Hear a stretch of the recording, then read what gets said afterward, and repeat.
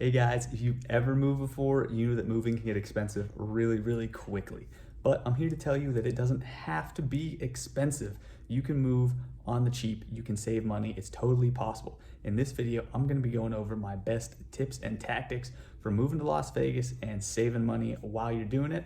But these tips could really be applied to a move anywhere, whether it's just down the street, maybe across the city that you live in now, to a new state, across the country, or even moving out of the country, guys. So if that's something that interests you, stay tuned because we're getting after it right now. Hey guys, welcome to my channel and welcome to this video. In this video today, I'm going to be talking about my best money saving tips and tricks for moving to Las Vegas. But like I said in the intro, guys, these could really be applied to anybody's move anywhere. Even if it's a short distance move or a long distance move, doesn't matter.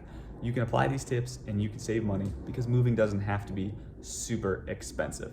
Guys, thank you so much for tuning in this video. Please go down below, hit that like button, that subscribe button, and especially that notification bell so you get notified every time I put out a new video because I don't want you to miss anything. I make these videos for you guys and I'd really hate for you to miss it. So before we get into it, make sure you stick to the end because the last tip is going to be by far the most important tip and I don't want you to miss it. With that, guys, let's get right into it. All right, guys, first tip, furniture. Now, this may kind of seem obvious, but you'd be surprised how many people make this mistake. So if you're upsizing or if you're downsizing, then this will probably seem more obvious to you. But if you're moving from one home, let's say 1,500 square feet, to another home that's also a similar size, then you got to make sure you take some measurements and you really know the layout of your new home, because you probably have a bunch of furniture that's in your old house. Maybe you want to bring some of it with you, maybe you don't, but of the furniture that you want to bring with you, you need to make sure that it's going to fit in this new house, because it's a new house. Unless it's the exact layout as the old house, exact same layout as the old house, then the furniture is not going to fit the same. So the best thing to do, guys, is make a list of all the furniture you really think you absolutely 100% need to bring, and then get me, if you're living in Las Vegas or your agent somewhere else, to get a 3D design of your new house made, or sometimes just taking some measurements, writing everything down so that you can kind of build that design yourself. And that way, wherever you are living currently, you can kind of use those measurements. You can kind of plan out where you're going to put your furniture. And the reason we're talking about this is because if you're moving from down the street to another house in Las Vegas, all right, maybe moving your furniture won't be that expensive. But if you're moving from like Los Angeles or Phoenix, Seattle, maybe you're like me and you're moving from New York, because I moved here many years ago from New York. If you're bringing furniture from that far away, you really want it to fit, because moving big heavy stuff is expensive. So make sure you get that 3D drawing and you use it to kind of plan out where all the furniture you absolutely need is going to go. And for that furniture you're not going to bring, don't just give it away, guys. Especially if you know you're going to be moving in a month, 2, 3, 4 months, however many months, maybe even a year or more. That furniture that you're not going to be bringing, take some pictures, post some ads online, and nowadays it is easier than ever to sell furniture or really anything online. There are so many apps out there. Craigslist is one for an example. So do that, and maybe you can make a few $100 or $1,000, depending on the furniture you're trying to sell, and then you can use that towards your move, saving you even more money. Next up, guys, we're talking about moving supplies, right? So I don't know about you, but I absolutely hate moving. I hate packing my stuff up. It is one of the most boring, chore-like activities that a human being can do, in my opinion. But if you're moving, somebody's got to do it. So if you're doing it yourself, you're probably going to need some supplies like cardboard boxes, maybe some packing paper or some kind of paper to separate your breakables, things like that. Everybody knows what moving supplies are. So usually moving supplies are pretty expensive. I mean, if you really want the quick deal, you can just go to like a Lowe's or Home Depot. You can buy the moving supplies up front. You can buy cardboard boxes. There are even companies you can order moving supplies like Staples and whatnot. It'll get delivered right to your house. You can probably do that for a lot of different places, but guys, really, that's the most expensive option. And if you're trying to save money elsewhere, sorry about my camera. If you're really trying to save money, I don't recommend the most expensive option. So instead of buying all that stuff up front, use apps and websites like Craigslist or Nextdoor, Let Go. There's all sorts of like secondhand or free giveaway websites that you can kind of look packing supplies, cardboard boxes, all that stuff up. And chances are there's some people in your neighborhood even, maybe right down the street, we were just giving away cardboard boxes for free. I remember when we moved to 2 homes ago, we moved from a rental to our new home 2 homes ago. We found a lady who had just like unpacked all her winter storage from kids, and she had this big garage sale and all this other stuff going on, and they were left with, I kid you not, like a full garage, like a full one bay of their garage was just filled with cardboard boxes. So we pulled up and we absolutely filled the back of my SUV with cardboard boxes. It was like 100 boxes or something, and we ended up getting all for free. But if we would have went to Home Depot or Lowe's or something, you know, that it might have been a $100 or $200 purchase just for cardboard boxes. So save yourself some money.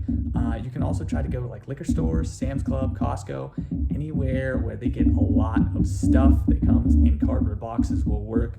I don't recommend going dumpster diving because that can be dangerous, and in some places it might even be illegal. So I wouldn't do that, guys. Definitely don't recommend. But try some of these other places, see what you can get for free or, you know, really, really cheap. Like I said, Craigslist, Nextdoor. There's other apps out there, all really good places to find packing materials. And as far as like moving paper and things like that to put between your breakables, a good thing to do is try to buy butcher paper, or sometimes you can buy, I think it's called contracting paper that contractors use to paint with, things like that. You can buy it in these really massive rolls. You can buy it online, Home Depot, Lowe's. If you can find some, like a roll or something that somebody has used half of or just partially used and get it for free, that's obviously ideal. But try to buy as much as you can in bulk. Don't go buying like pre-packaged moving supplies, you know, pre-packaged sheets of, you know, bubble wrap for in between your breakables. All that stuff gets expensive really quickly, so definitely go see what you can get for free.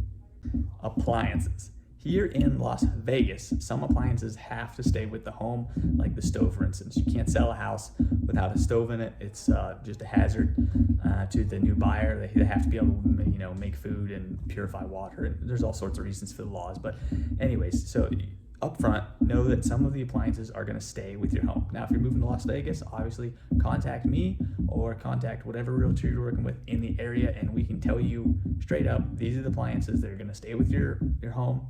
These are the appliances that the seller's taking with them. Obviously, we can always negotiate certain appliances to stay in the contract, but up front, make sure you know the bare minimum of appliances that are staying with your home. Now, if you plan on replacing your appliances or bringing your appliances from your current house to your new house in Las Vegas, here's what you need to do. You need to, first off, make sure you're moving them safely, right? You don't want any damage or anything like that to happen to the appliances, because if they're outside warranty, or, you know, the warranty is not going to cover moving damages. So if you damage it, then it could be broken for good, and then you're going to have to buy new appliances anyway. So make sure you invest some real time in researching how to transport appliances safely, so you're safe, the appliance is safe, and it'll get here and it'll still work.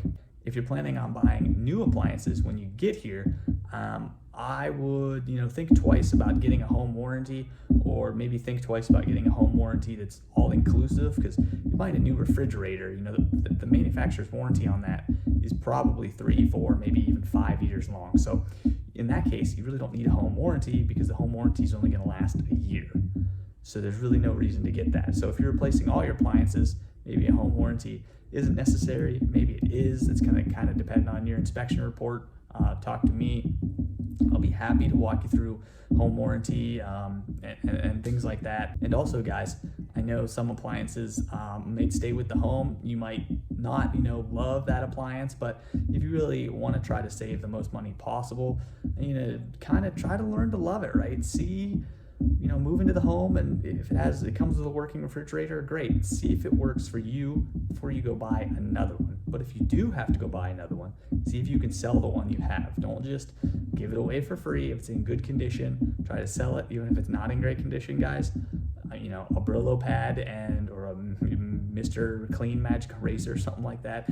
I've restored a couple fridges in my day and got them for, you know, put ads up and got a little bit of money for them. So with a little elbow grease, guys, you can pretty much clean up any appliance you want and get some money back from it, and all that's going to go back to your move. And appliances are so damn expensive, right? Like, you know, our new refrigerator was like over $2,000, which is crazy. So, you know, really think twice before you go out and buy one, and really try to make the one the one you have work. But if you can't, try to get a good deal and try to sell the one that's already in your home. And that goes for any appliance, guys, not just the refrigerator. Okay, here's a big one. movers. But before we talk about movers, guys, if you haven't already, please go down below, hit that thumbs up button, hit that subscribe button, and also smash that notification bell so you're notified every time I put out a new video. I make these videos for you guys. I try to put out at least one a week, depending on my schedule with clients, and I'd really hate for you to miss any of them because this is what I love to do. I love getting that information out to you to make your move to Las Vegas as smooth as possible. So please go down and do that. And now let's talk about movers. So I feel like I have been scammed by movers in the past, so I'm going to try to talk you through how not to get scammed, at least from my point of view.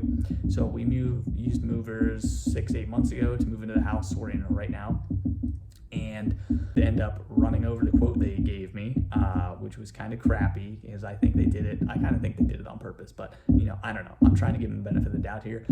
But also they broke my refrigerator, which, full disclosure, they did send somebody to come back and fix, and it didn't cost me anything, but still my freezer door handle was broken and it wasn't really opening properly. It was a pain to get into. So if you want to avoid that, here's what you got to do. So first and foremost, guys, hiring movers doesn't have to be super expensive, but if you're not careful, it can quickly become expensive. So my first tip about movers, if you're hiring movers, get a couple different quotes, right? And once you decide on somebody, great.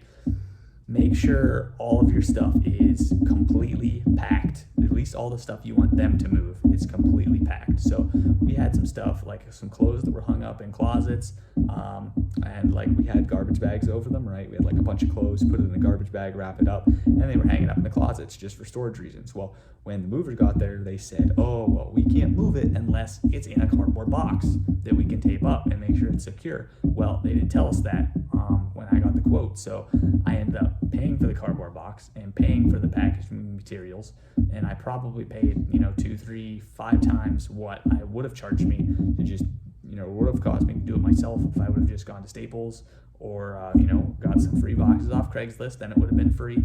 So I ended up paying for that, which was really crappy, and that happened with like 6 or 8 boxes of stuff, and then so you pay for the materials plus you pay for the additional labor to move those boxes, which ended up adding up to like $200 or $300 over the quote that they gave me, which was about a $400 quote. So all in all, we ended up being about $800 for the move, and a big chunk of that was because they didn't tell me up front that absolutely everything had to be in cardboard boxes. So if you're going to hire movers, make sure all your stuff is in cardboard boxes or some kind of box that they can verify is secure, or just tell them when they show up, hey, this stuff over here, like have it separated, have it clearly marked. This stuff over here, don't move it. Okay, I'll move it myself. I'll put it on the truck myself if they'll let you, or just put it in your car or whatever vehicle, drive it over yourself if you're just moving down the street. If you're moving a long distance, of course, you're gonna have to make sure it's packed up in boxes. If you like to drive and you're thinking about trying to save money this way, then you might wanna just rent your own moving truck from U-Haul or one of the many other companies. I've done this before too, guys. I've moved furniture from Phoenix, Arizona to Las Vegas. I've had my stuff moved from upstate New York to Las Vegas, and that time we actually towed a trailer with my SUV. But there might be other options if you want to try to move yourself. Yeah, moving can be pretty laborious, but if you have the time, if you're not moving that much stuff, maybe you like moving, maybe you got a really good deal on a U-Haul truck or trailer or something like that. If that's the case, guys, get some quotes from movers, but also, get some quotes from what it would cost just to rent a truck and kind of ballpark what you think it would cost yourself. If you're hiring people to move your stuff all the way across country, that can get really expensive really quickly. But if you're just renting a U-Haul truck, it's an upfront fee, and then you really have to cover gas, make sure it doesn't get damaged, things like that. But that might come in a lot less than hiring movers to move you all the way across country. So just check on that. And another option, guys, is to get a pod or some kind of storage system that gets dropped off. I know U-Haul does them. I've moved that way too. I helped a buddy move back from Pennsylvania all the way out to live with me a couple years ago in Las Vegas. So I've done that option. That was pretty cool. I know pods are out there. There's big white pods they drop in your driveway. And there are a few other options as well, guys. So if you have plenty of time and you want to do it yourself, just have them come drop off a pod. And it can sit there for at least a couple days, I think.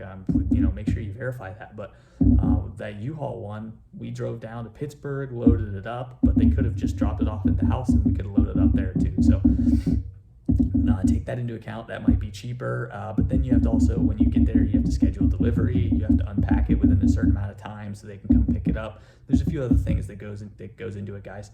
So make sure you check into all those little details and kind of get a price estimate, shop around, see who offers the best rate, because it could end up saving you quite a bit of money in the end. All right, when you get to Las Vegas, maybe you're not ready to move in to your new house because maybe you actually haven't bought a new house yet, right? That happens to a lot of people. They want to move into an area and kind of maybe just live there for a year or 6 months or 3 months maybe. It all depends. And just kind of see what the area is like before they actually decide to purchase a home. Because you can change a home, guys, but it's really difficult to change a neighborhood. So there are a few options there, and biggest option is just see if you can find a short-term rental. Sometimes hotels do short-term rentals. Sometimes Airbnbs, guys, contact the owner of an Airbnb in the area you want to live, if Airbnbs are available there, and see if you can rent it for a month or 2 months, 3 months, maybe even a year. Who knows? It just depends on you and the owner of the property, how long they want you to rent it out, how long they'll let you rent it out. And shop around, get a few different prices, because some people might charge a lot, other people maybe not so much.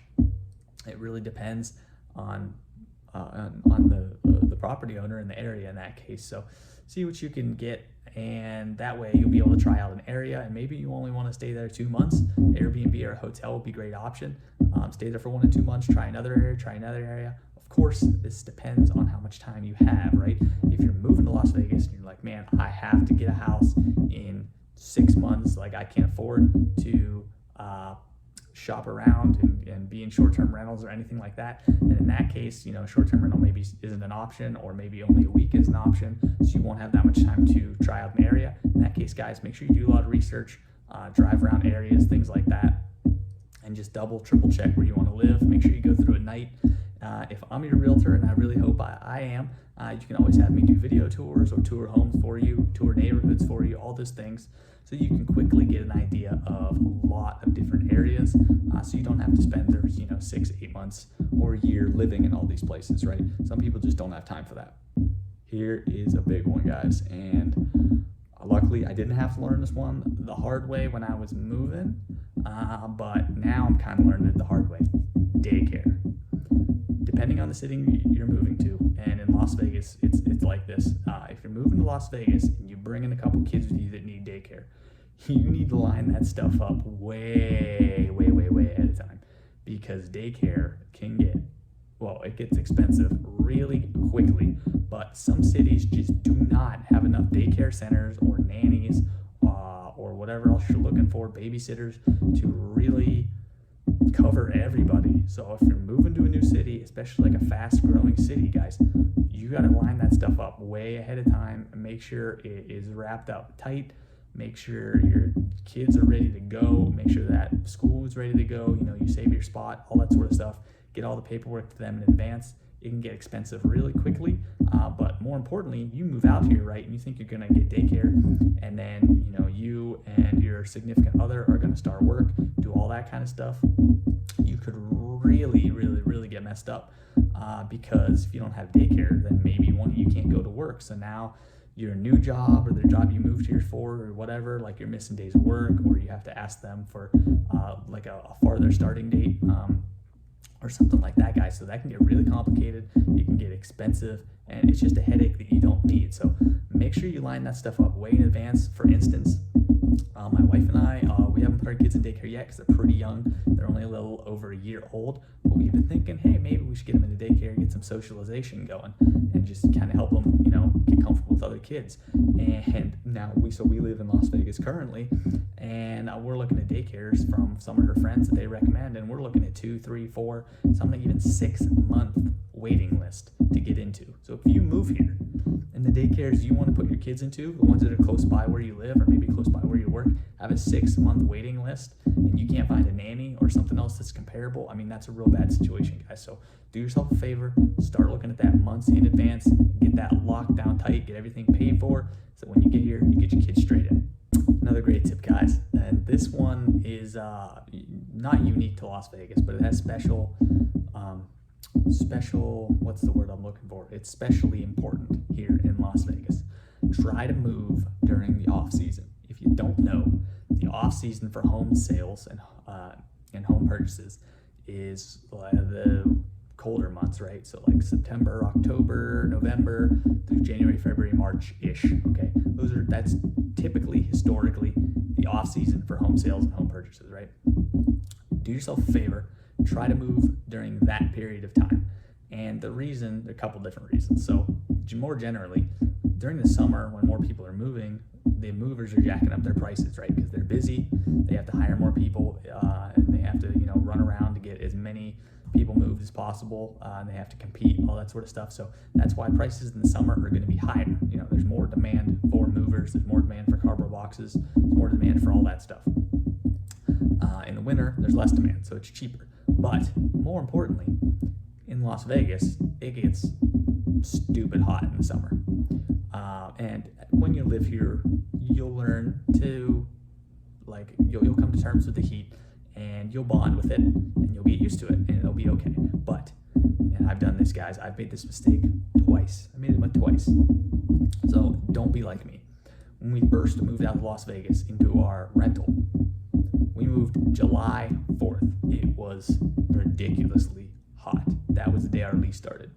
And of course, our lease ended a year later on July 4th, which we moved out on, or we moved out like a couple days before July 4th into the home we purchased. So then it was stupid hot again. So don't be like me, guys.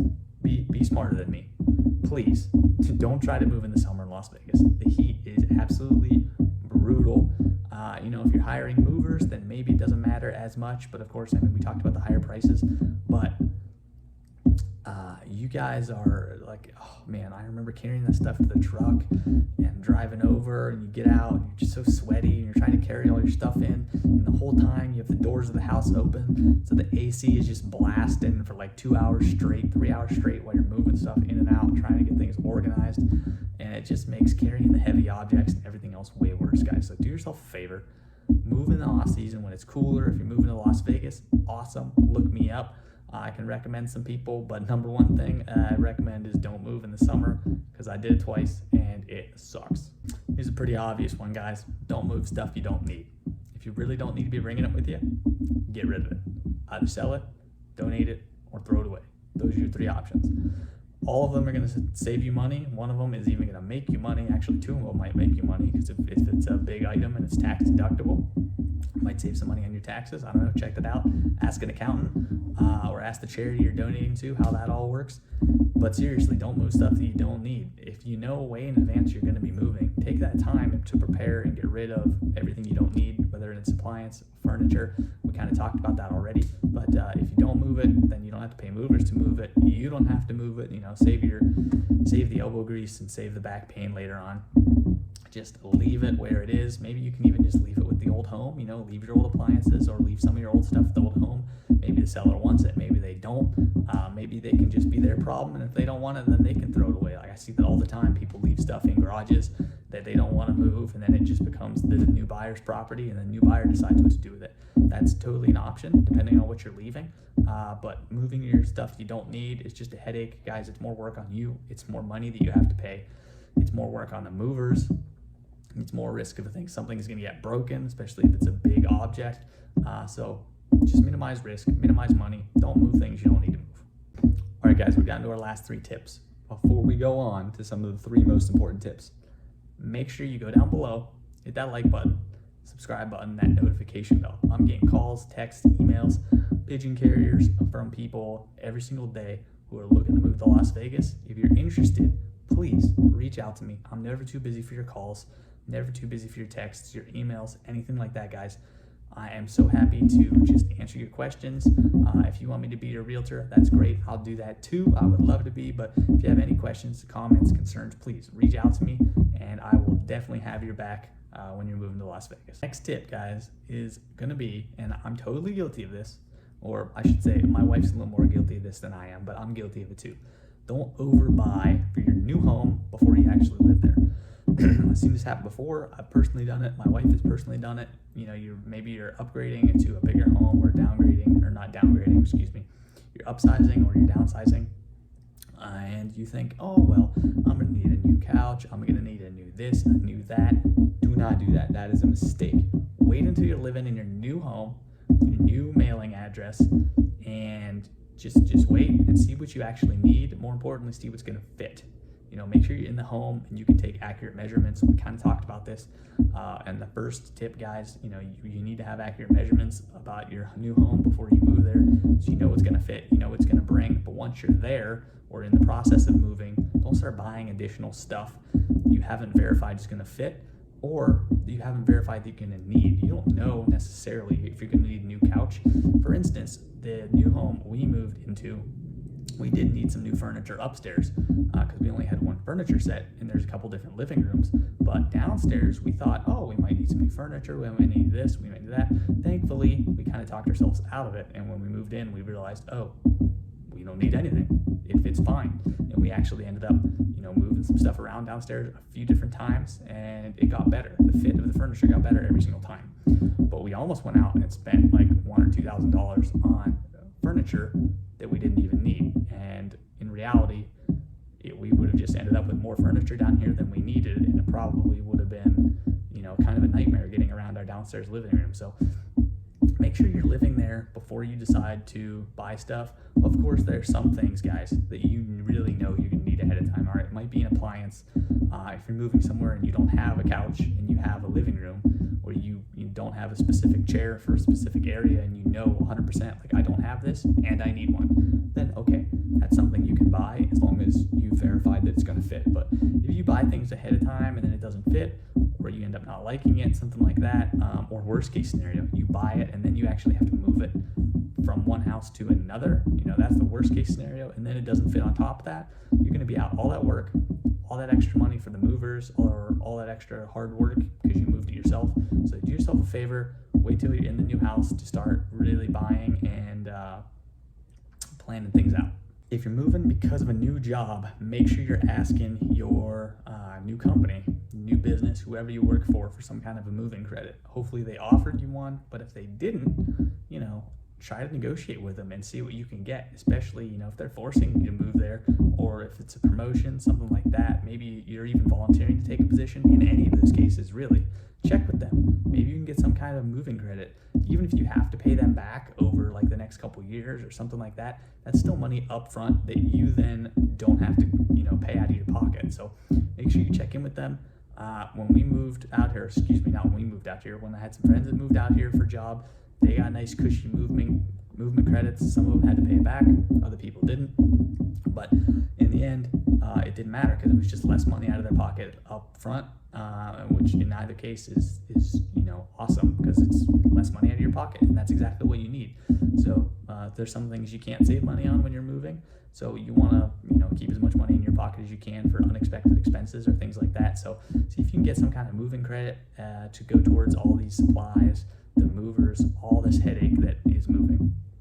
All right, guys, we're down to the number one most important tip, and that is call me if you're moving to Las Vegas. Call, text, email, pigeon carrier, however you want to get a hold of me, guys, especially if you're moving here and buying a new home. But even if you're not, even if you're moving here, maybe you already bought a home, maybe you're getting a rental, whatever the case may be, guys, look me up. I got your back when you move in Las Vegas. I have connections here, help you save a little money, and no, I don't get any kickbacks from any of them.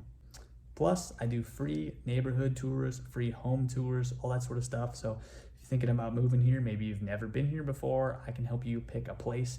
It's really my passion, guys, to help home buyers, especially first-time home buyers. I love helping first-time home buyers. It's really fun. It's a great feeling. Get into homes, and it can be a nerve-wracking process. Moving can be expensive, but it doesn't have to be.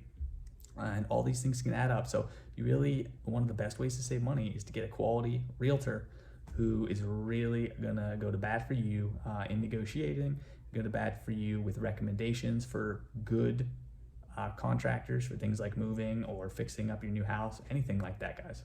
Plus, probably the most expensive cost of moving, and hopefully you never have to face this, is buying a home in a bad area, or not a bad area.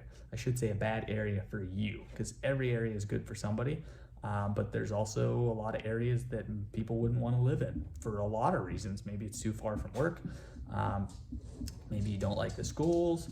Maybe the neighbors are too loud, whatever the case may be, guys.